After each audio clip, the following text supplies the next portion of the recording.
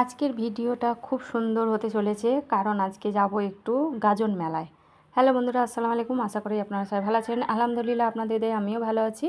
তো আজকে সকালবেলা আমি রান্না বসিয়ে দিয়েছি। এই যে ভাত হচ্ছে, এবার তরকারি হবে। তো আজকে সিম্পল খাবার করব, কারণ সকালবেলা থেকে শরীরটা খুবই কিছুদিন যাবৎ শরীরটা আমার খুবই খারাপ যাচ্ছে। জ্বর সর্দি কাশি হয়েছিল, সেটা একটু কমেছে। তো আজকেও শরীরটা খুব খারাপ লাগছে, সেই কারণে এবার সকালবেলা খুবই শরীর খারাপ লাগছে বলে বাড়িতে একটু ওষুধ ছিল একটা, তো ভাবলাম এটা আজকে খেয়ে নিই, তা নাহলে সকালে কাজকর্মগুলো করে উঠতে পারবো না। তো আগে আমি কি করলাম, একটু চাটা খেয়ে নিয়েছিলাম, নিয়ে আমি কি করলাম ওষুধটা খেয়ে নিলাম। তো আজকে রান্না করব ডাঁটা পোস্ত আলু, তো ওটাকে একটু বাটতে হবে পোস্তটা, আদা রসুন। তো শরীর ভালো নয় বলে আমি আদা রসুন আর পোস্ত একসাথেই বেটে নিয়েছি। আপনারা হয়তো অনেকে দেখে বলবেন যে পোস্ত একসাথে বাটে না, আলাদাভাবেই বাটতে হয়। তো আমার শরীরটা খারাপের জন্য আমি আজকে মিক্সিতে কিছু করিনি, আজকে ভাবলাম একটু শিলেই বেটে নিই তাড়াতাড়ি করে। আমার যখন বিয়ে হয় তখন, নতুন নতুন বিয়ে হওয়ার পর, তখন তো আমাদের বেশিরভাগই বাটা মশলাই খাওয়া হতো। তো আজ প্রায় 8-10 বছর হলো আর বাটা মশলা খাই না, কারণ প্রচুর কাজে ব্যস্ত ছিলাম। এখনও আছি, কিন্তু মেয়ের বিয়ে আগে পর্যন্ত 3-4 বছর হলো অতটা অত আর ব্যস্ত নেই। কাজকর্ম থাকে কিন্তু পরিমাণটা কমে গেছে। আগে প্রচুর কাজে ব্যস্ত ছিলাম। আমার আশেপাশে যারা আছে তারা জানবে যে কী পরিমাণে ব্যস্ত ছিলাম। বাড়িতে আমার ছোটোখাটো একটা মুদিখানার দোকান ছিল। তারপরে এবার আমি যে ব্যাগ ট্যাগ সেলাই করতাম, সেগুলো ফ্যাক্সের কাজ করতাম, সারাদিন প্রচণ্ড পরিমাণে ব্যস্ত থাকতাম। বাপের বাড়ি গেলে সেখানেও রাত বিকালে যেতাম, পরের দিনে ভোরবেলা চলে আসতাম, এরকম ব্যাপার। বাপের বাড়ি গিয়ে থাকারও মতো আমার টাইম ছিল না। এবার এই যে আমার রান্না বান্নার মধ্যে ভাতটা তো হয়ে গেল, মশলাটা বেটে নিয়ে চলে এসেছি।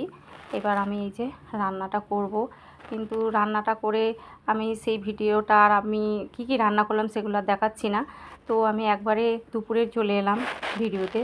দেখুন আমি দুপুরবেলা খাওয়ার আগে মাছ ভেজে নিচ্ছি একটু। মাছটা ডাঁটার মধ্যে আর দিইনি, সবসময় তো ডাঁটার ঝোল খাওয়াই হয়। তো 1 পিস মাছ আপনাদের দাদাভাইকে দিয়ে দিয়েছিলাম, আর 2 পিস মাছ এইটা আমি আর মেয়ে খাবো। একটু পেঁয়াজ লঙ্কা তেল মশলা দিয়ে একটু ভাজা ভাজা করেছি। এই যে ডাঁটা পোস্ত আলু, আর তার সাথে ভাবলাম একটু পটল পুড়িয়ে ভর্তা করে নিই। পটল পুড়িয়ে ভর্তা খুবই ভালো লাগে, ভর্তাটা আমার এখন খুবই ভালো লাগে। আর শরীরটা খারাপ হওয়ার কারণে ভর্তাটা দিয়ে ভাতটা খেতে ভালো লাগছিল আরও। তো আমাদের খাওয়া দাওয়া দেখুন এবার কমপ্লিট হয়ে যাওয়ার পর মেয়ে একটা বই দেখছিল।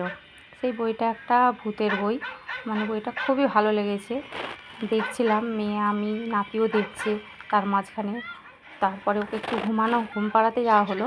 তো বইটা দেখছিলাম, দেখতে দেখতে আবার আমরা যে বেড়াতে যাব সেইটার জন্য আমরা প্রস্তুতি নেব। তো ওদের বইটা দেখা হয়ে যাওয়ার পর আমরা বেরিয়ে পড়লাম দেখতে গাজন মেলা। তো কার কার বাড়ির ওখানে এই গাজন মেলা হয় তো একটু কমেন্ট করে জানাবেন। এই যে আমরা রেডি হয়ে গেছি, মেয়ে আমি নাতি, আমরা যাচ্ছি গাজন মেলায়। তো মেলাতে গিয়ে প্রথমত আমি নাতিকে বললাম, এইটার মধ্যে চাপালাম। নাতি ভয় পাচ্ছিল, বলছে এত নড়ছে কেন। তো সে চাপলো না, নেমে পড়লো সেখান থেকে।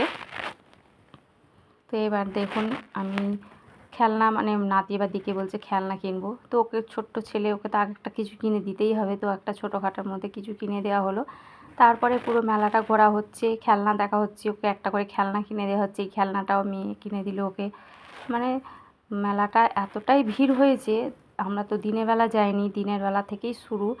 গাজনের একটা উপোস রাখে, সেই উপোসের মারফতে একটা নিয়ম আছে, সেই নিয়মগুলো আগে হয়ে গেছে। তো আমি অত ভিড়েতে আবার এতটা রোদে আর বেরোইনি নাতিকে নিয়ে। তো ভাবলাম যে একটু দেরি করেই বেরালাম। তখন তো দিনের আলোই ছিল, মেলায় ঢুকতে ঢুকতে কিছুটা অন্ধকারই হয়ে এসেছিলো। তো এখানে এত সুন্দর একটা আংটি মেয়ের পছন্দ হয়েছিল।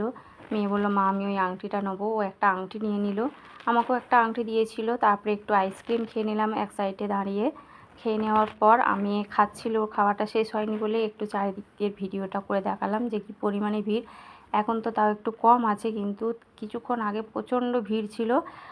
রাস্তা দিয়ে যেতে যেতে ঠেলা, একদিক দিয়ে লোক যাচ্ছে একদিক দিয়ে লোক আসছে, সব কিছু টুকিটাকি জিনিস এখানে পাওয়া যায়। তো এই মেলাটা প্রতি বছরই হয়।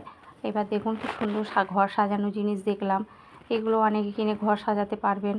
ঘরের সংসারের সমস্ত জিনিসপত্রও কিছুটা পাওয়া যাচ্ছে এখানে। নানা রকমের কানের পাওয়া গেছে। আমার অতটা পছন্দ হয়নি, মানে ভালো জিনিস কিন্তু খুব একটা ভালো লাগলো না, আমি সেই কারণে নিইনি। মেয়ে আর আমি শুধু আংটিই নিয়েছিলাম, ওর আংটি বরাবর খুবই পছন্দ, আংটি পরতে খুবই ভালোবাসে, সিম্পল আংটি সেটা খুবই ভালোবাসে। তো বাড়ি চলে এলাম, এবার আমরা মেলা থেকে, নাতি খেলনাটা নিয়ে খেলছে।